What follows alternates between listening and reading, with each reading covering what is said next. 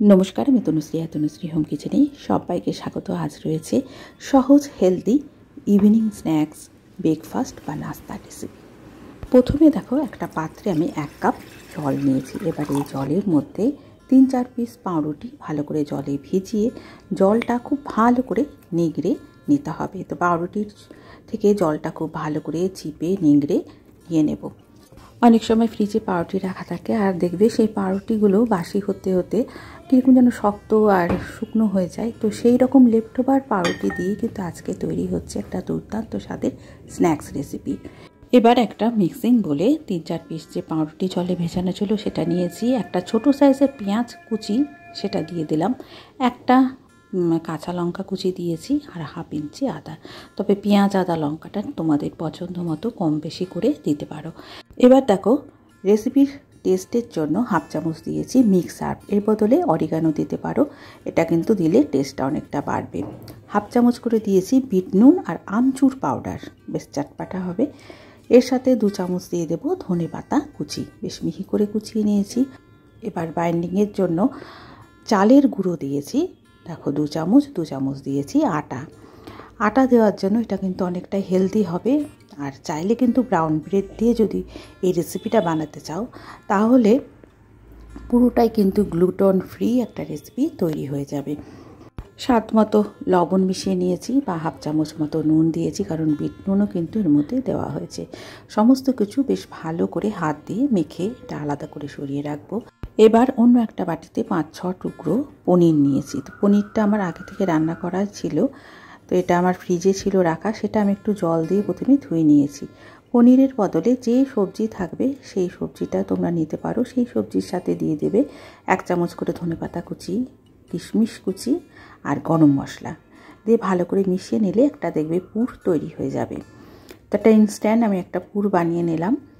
এবার স্ন্যাক্সগুলো বানিয়ে নিতে হবে। এর জন্য আগে থেকে পাউরুটি যেটা মেখে রেখেছিলাম সেই মাখার মণ্ড থেকে অল্প একটুখানি নিয়ে নিলাম। এই মণ্ডটা যে যার পছন্দ অনুযায়ী কম বেশি করে নিতে পারো। আমি এই মণ্ডটা থেকে 4টে স্ন্যাক্স বানিয়ে নিতে পারবো। এবার দেখো, হাতের তালুতে একটু পাতলা করে ফ্ল্যাট করে নিলাম, একটু গোল বাটির মতো করে নিতে হবে। এবার এই বাটির মধ্যে আগে থেকে যে পনিরের একটা পুর বানিয়ে রেখেছিলাম সেই পুরটা দিয়ে দিলাম, বা যদি সবজি থাকে সবজির পুর ভিতরে ভরে নিতে পারো। দিয়ে এবার যে কোনো শেপ বানাতে পারো। আমি একটু লম্বাটে কাকলেটের মতো শেপ বানিয়েছি। আর এটা কিন্তু হাত দিয়ে এরকম বেশ একটুখানি গোল করে নিতে হবে। তার উপর পনিরের স্টাফিং দিয়ে ভালো করে মুড়িয়ে নিতে হবে যাতে পনিরটা বেরিয়ে না যায়। চাইলে একটু শুকনো আটা হাতে লাগিয়ে এই কাজটা করতে পারো, তাহলে দেখবে হাতে লেগে যাবে না।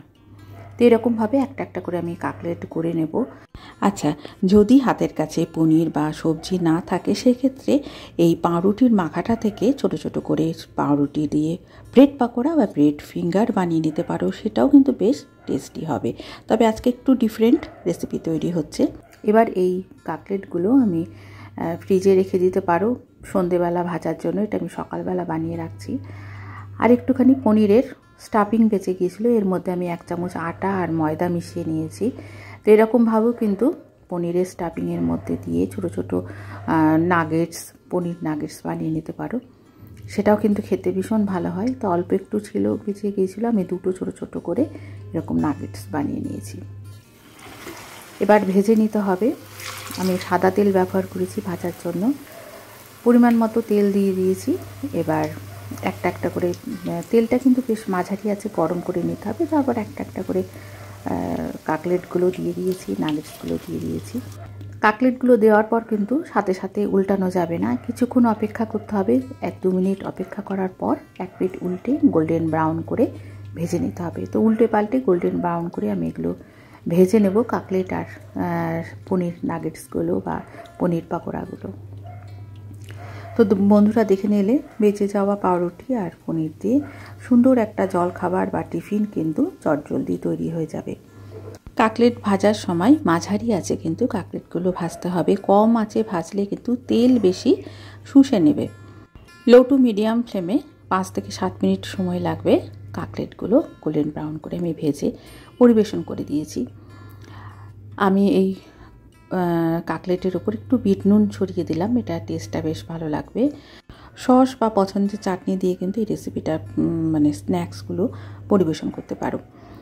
শসা রেখেছি স্যালাড হিসাবে, কাঁচা লঙ্কা লেবুও রেখেছি। তো বন্ধুরা, আজ এই পর্যন্ত, আবার চলে আসবো নতুন কোনো ফ্লেভার নিয়ে। আজকের এই লেফট ওভার উপকরণ দিয়ে স্ন্যাক্সের রেসিপি কেমন লাগলো অবশ্যই কমেন্ট করে জানাবে। ভালো লাগলে লাইক করে পাশে থাকবে, নতুন বন্ধু থাকলে সাবস্ক্রাইব করে রেখো। সকলেই ভালো থেকো, ধন্যবাদ।